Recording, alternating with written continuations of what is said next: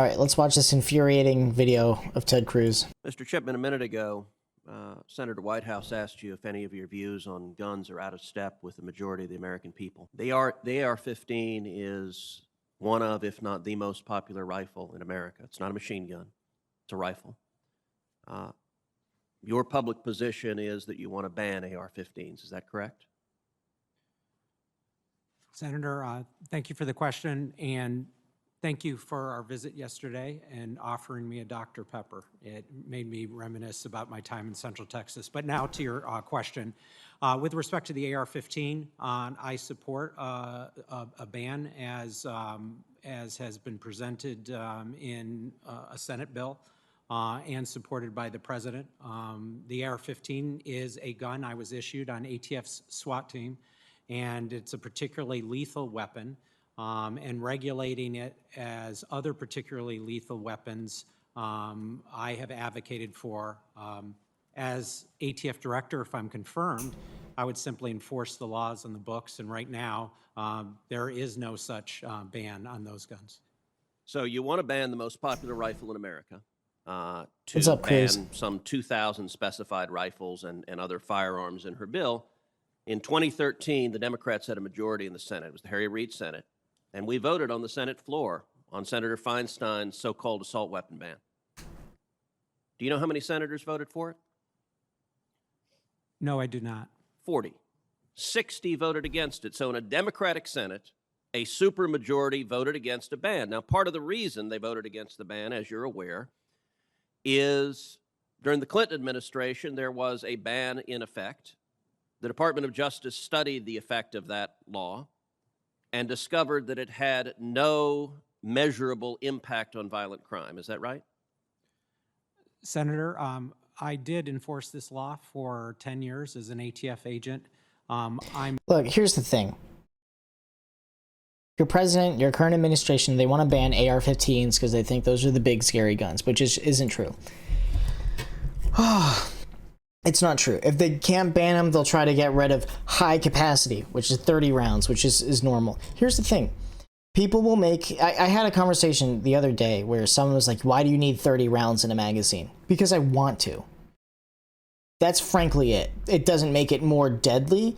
His excuse was, oh, you can kill more people with that. Statistically, that's not true. AR-15s account for roughly 20 deaths a year out of the 14,000 gun-related homicides every year. Most of them are due to pistols, not AR-15s. Yeah, only allowed 10 in Canada and only allowed 10 in California, which has had another shooting. There was another shooting in San Francisco, I believe. The issue is people think 30 rounds, that's too much. Why would you ever want that? Obviously, 30 rounds could kill more people, but it doesn't, statistically.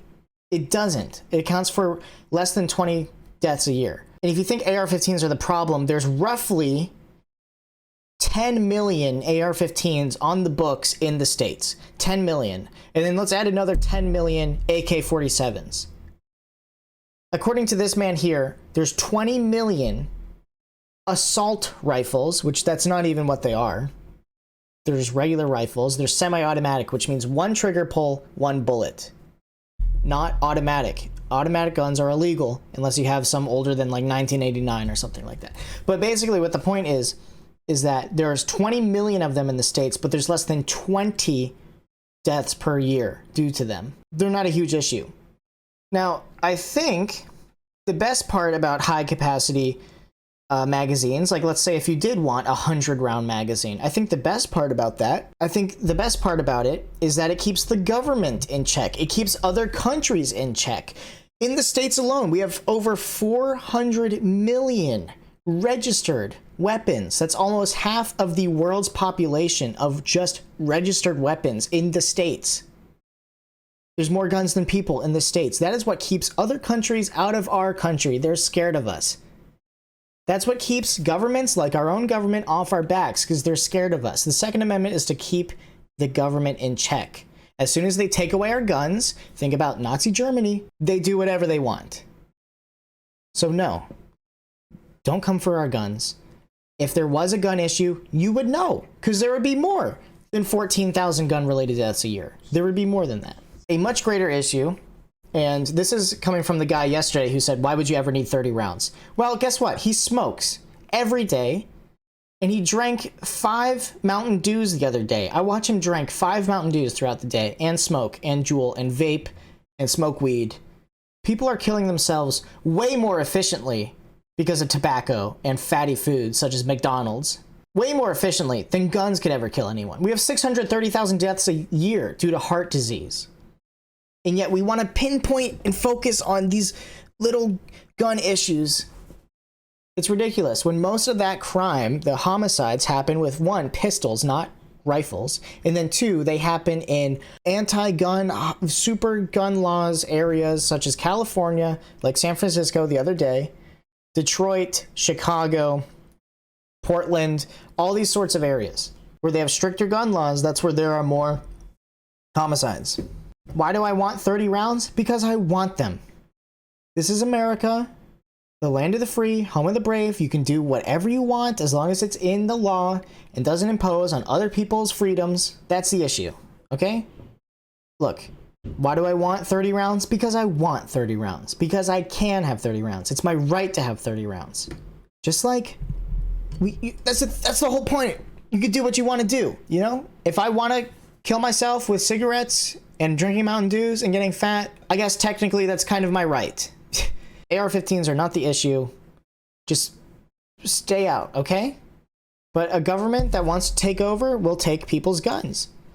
Let's go to Nazi Germany. It's simple logic, people. In Germany, firearm registration helped lead to the Holocaust. Each year, we solemnly remember in sorrow the survivors and those lost in the Holocaust, but the part gun registration and gun confiscation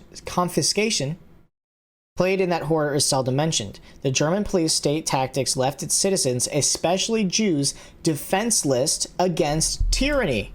Huh, that's weird.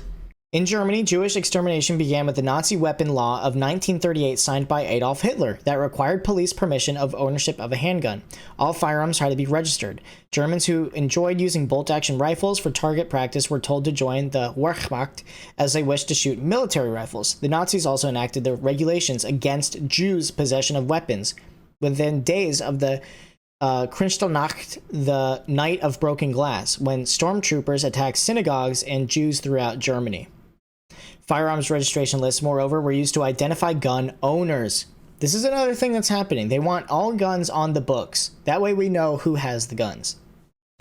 Firearm registration lists, moreover, were used to identify gun owners. When the SS arrived, more than the gun would disappear. The owner would be never seen again. The experts have always agreed that gun control is the single best way to take freedom away from the people. It worked in Nazi Germany, and gun control works today in Cuba, Libya, and the Soviet Union. Today, a bunch of do-gooders, politicians, and their friends in the media are trying to make gun control work in America. These people feel that if you aren't allowed to own a gun, our nation would be a better place, and they're very close to making it happen.